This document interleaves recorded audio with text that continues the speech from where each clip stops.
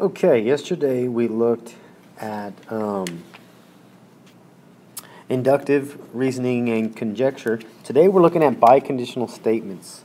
One of the things you'll notice here about this biconditional statement is that what we have are a biconditional statement is the conjunction of these two statements. So we have the conditional statement and we also have the converse. A biconditional statement is true only if both parts are true. So the conditional statement and the converse have to be true in order for the biconditional statement to be true. You'll see the notation as IFF. It's shorthand if and only if when we see that. So let's take a look at the next section. It says write each biconditional as a conditional and its converse. Then determine whether the biconditional is true or false. And again, the conditional and the converse both have to be true in order for the biconditional statement to be true. So let's look at this first conditional. An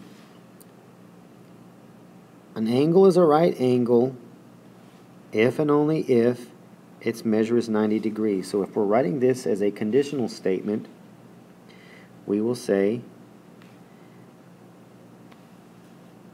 if an angle is a right angle,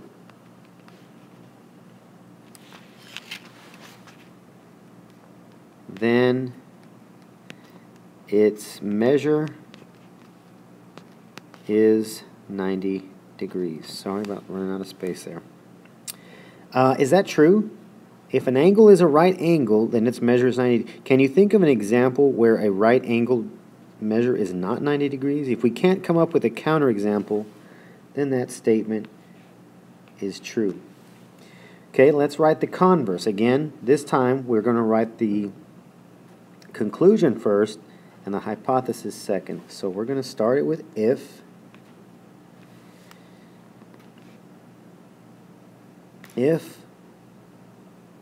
an angle's measure is 90 degrees,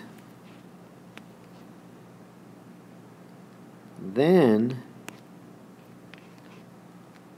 it is a right angle. Is that true? If an angle's measure is 90, then it's a right angle. I cannot think of another 90 degree angle, that is not a right angle.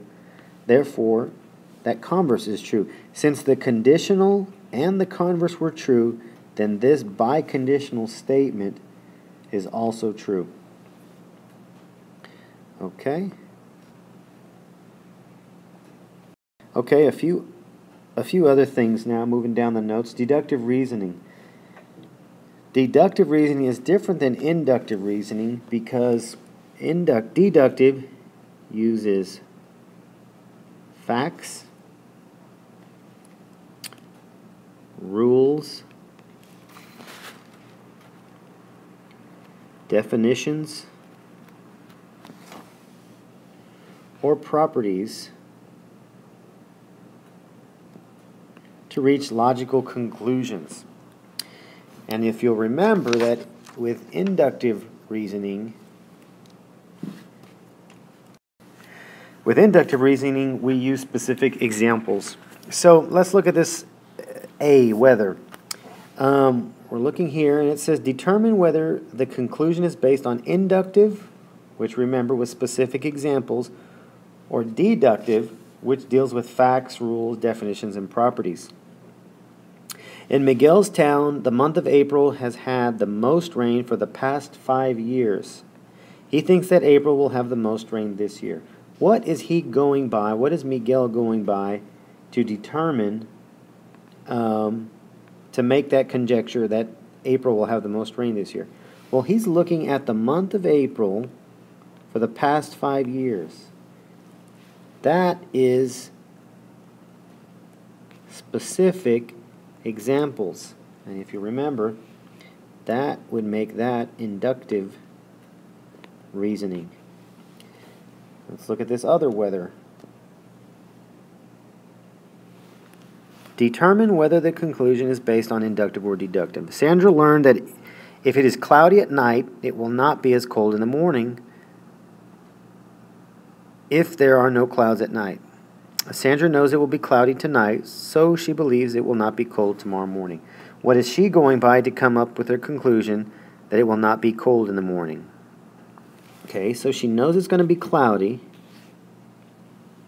but before that she learned, these are facts that she learned, that if it's cloudy at night, it won't be as cold in the morning because there are no clouds. So she's going by information that she's learned. These are facts about weather that she has learned. Therefore, this type of reasoning is deductive. She didn't go by any previous examples of anything. She went by a fact that she learned, which is where she came up with her conclusion or her conjecture, which is deductive reasoning. Okay, the law of detachment. The law of detachment says, actually, let me change this color.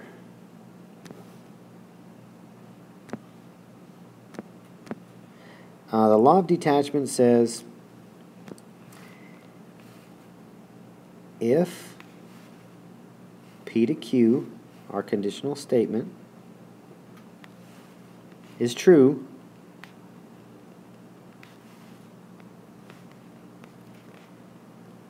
and P is true, then Q is true.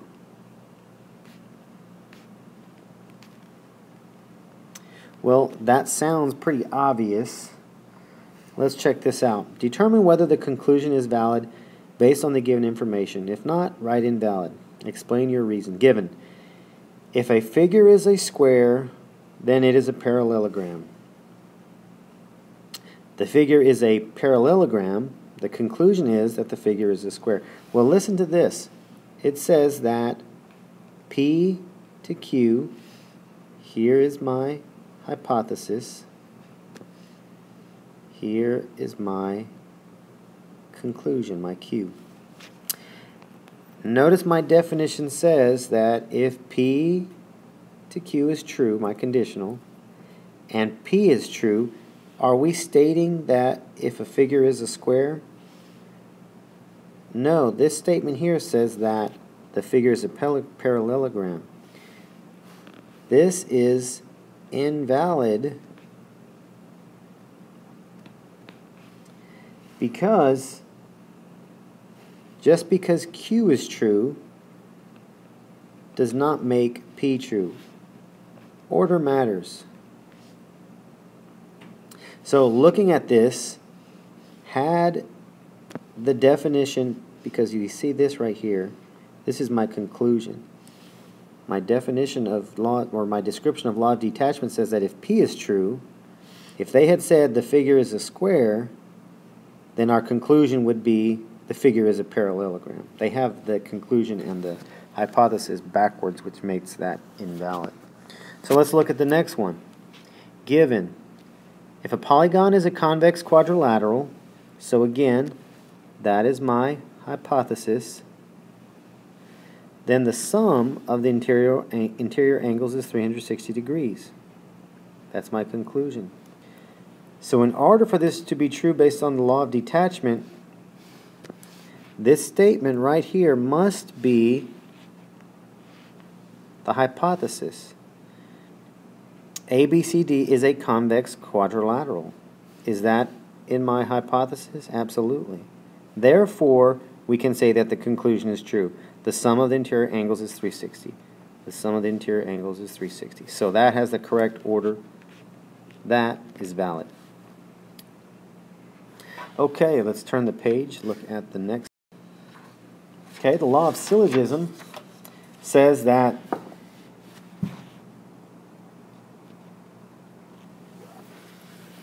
if my conditional statement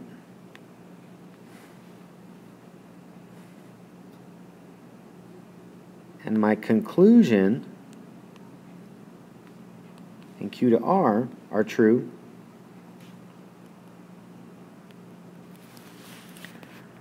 then my hypothesis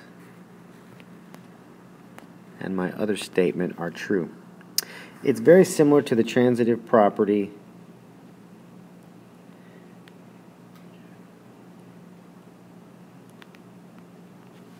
if you remember that, if A equals B and B equals C, then A equals C. Very similar to that statement.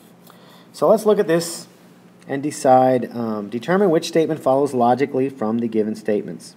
So we have, if Jamal finishes his homework, he will go out with his friends. If Jamal goes out with his friends, he will go to the movies.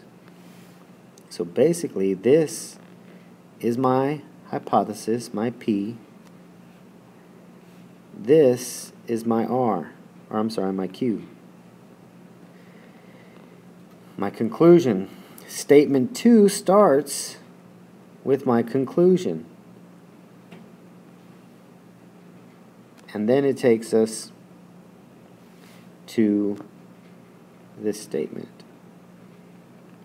So what we're saying is if what I have in green, my hypothesis to Q, my pink, the pink there, and then the pink to the blue, that means that the green is also true with the purple.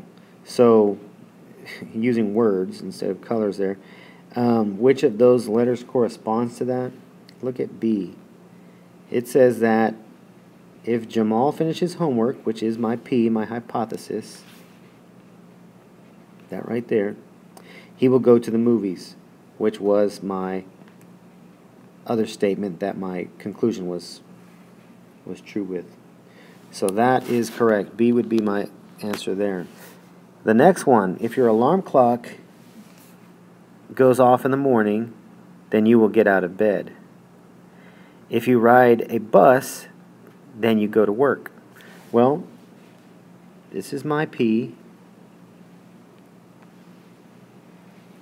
followed by my Q. So that's what I get there. Does the next statement start with if you get out of bed?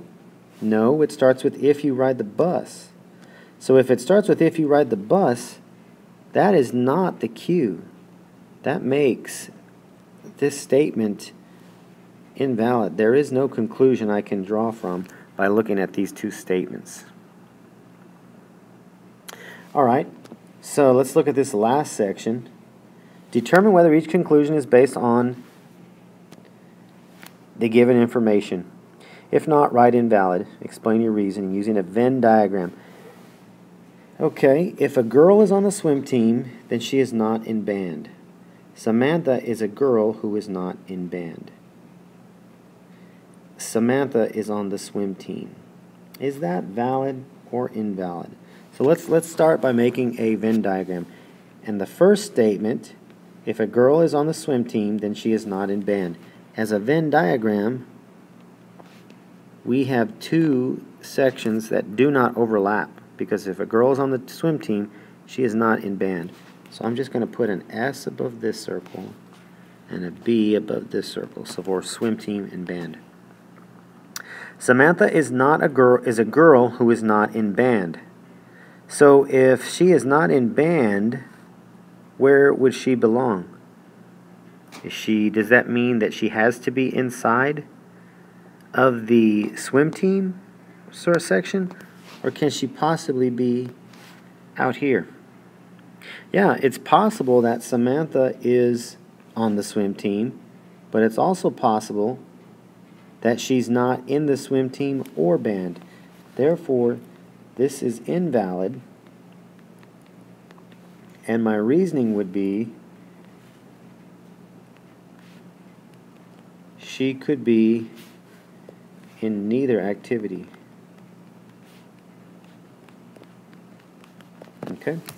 All right, so that's the lesson looking at the law of syllogism, law of detachment, deductive reasoning, and biconditional statements. All right, that's it.